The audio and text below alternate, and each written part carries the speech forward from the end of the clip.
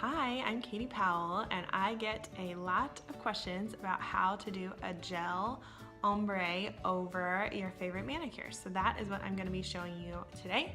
And you can do this with gel. So I actually have, my ring finger is gel, but you can also use a lacquer.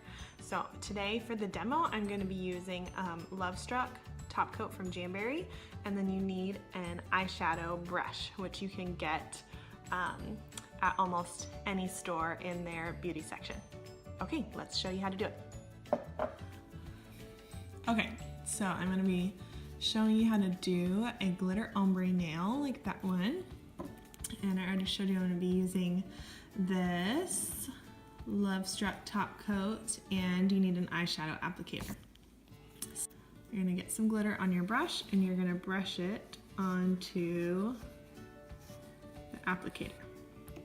So what this is going to let you do is going to let you go to the base of the nail, and you're going to put pretty dense glitter down there. And if you want to do more, you just get a little more out of the bottle, brush it on again, and dab some more. So dab it until you're comfortable with the amount of glitter. So then you are going to take the brush and you're going to wipe off as much as possible. So you want a pretty clean brush, and then you're going to go a little bit on the glitter and brush it out.